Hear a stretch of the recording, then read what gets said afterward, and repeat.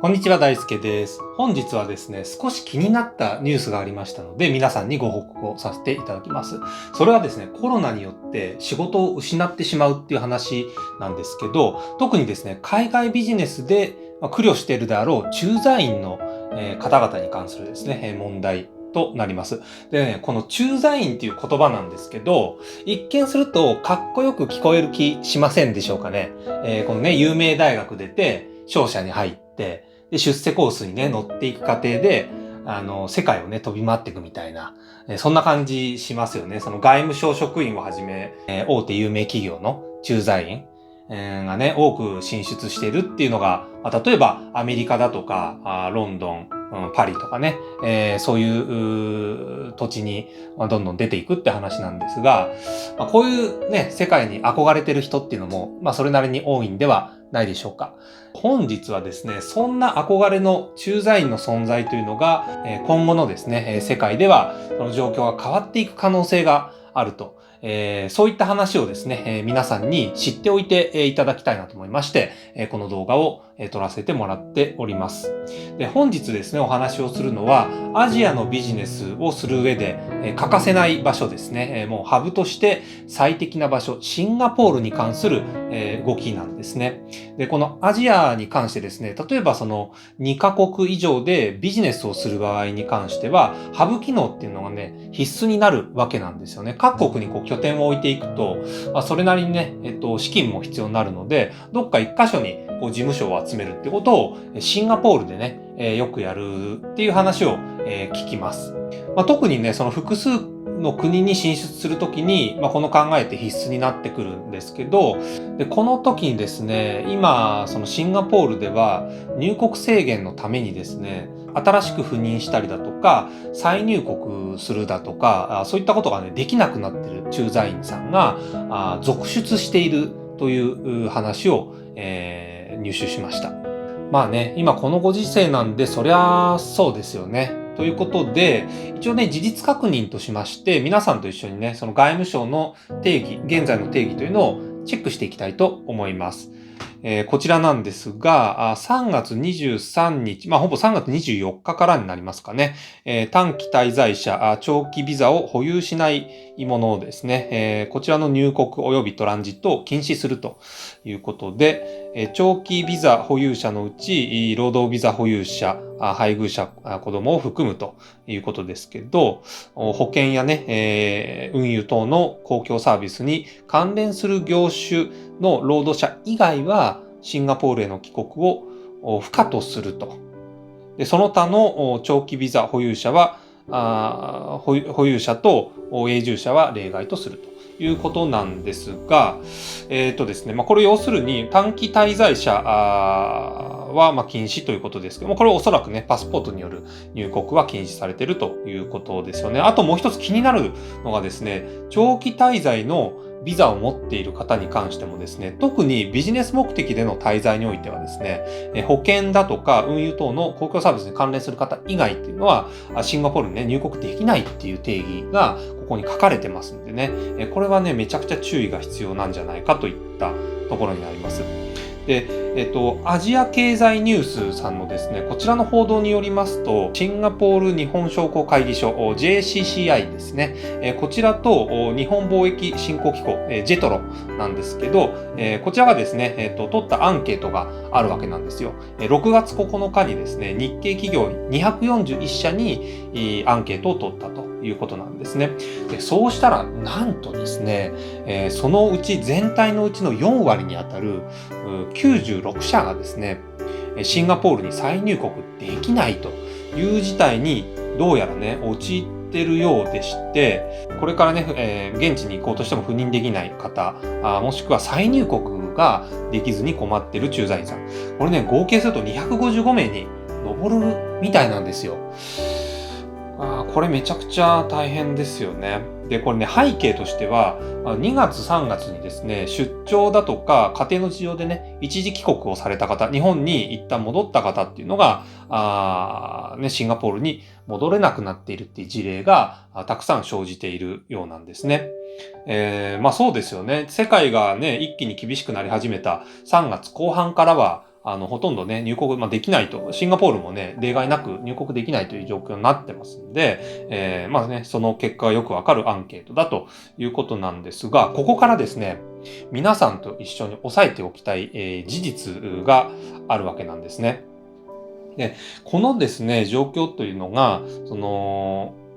アジアのハブとして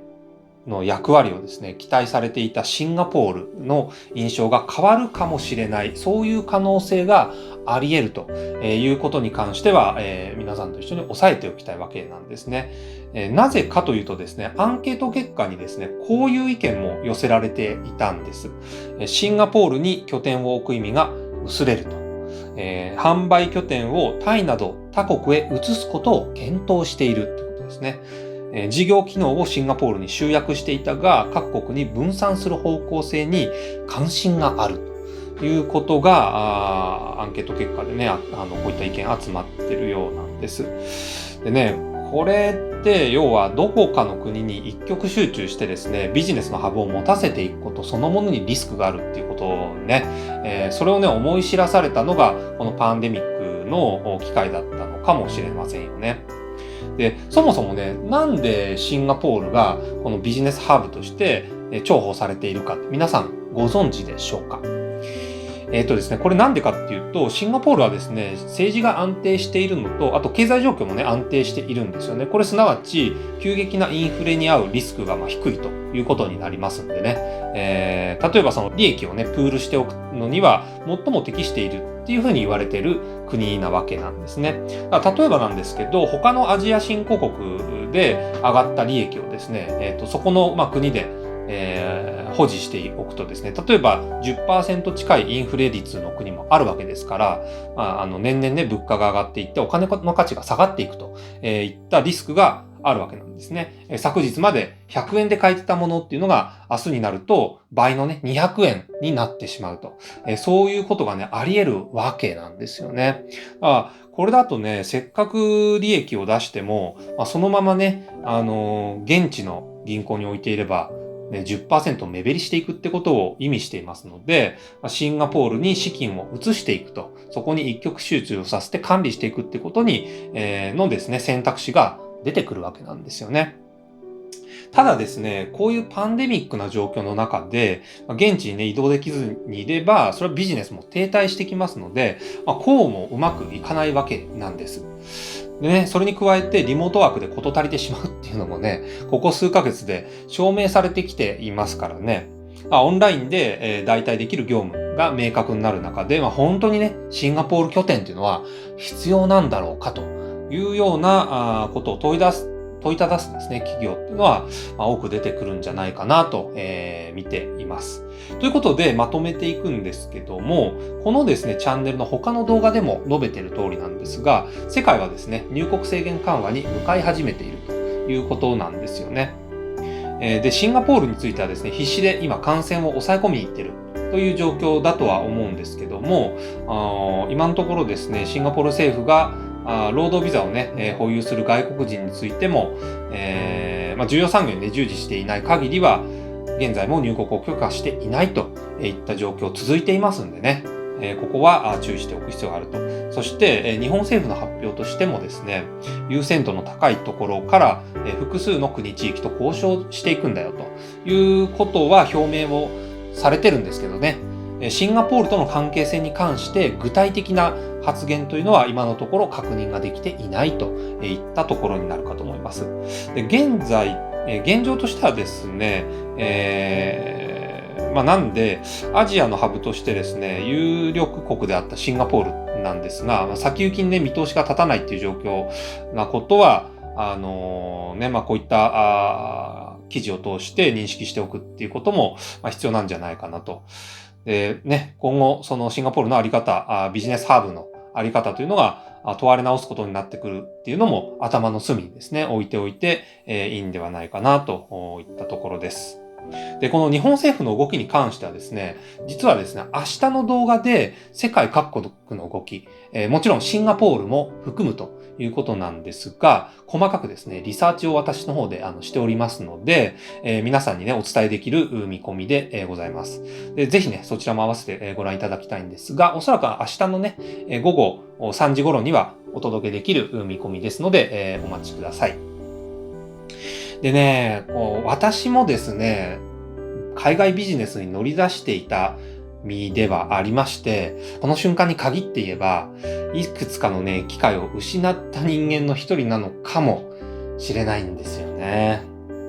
まあでもね、こういう時間を嘆くだけのね、過ごし方に、費やすんじゃなくて、時間を費やすんじゃなくてですね、私はね、YouTube を通して少しでも皆さんに役立つ情報発信、チャレンジしてみるという選択を取りましたんでですね、これが最終的には海外ビジネスの発展に寄与できるっていうふうに信じてやってみていますので、皆さん今後ともよろしくお願いいたします。今しかできないことをやっていきましょう。ということで、本日の動画は以上となります。さよなら。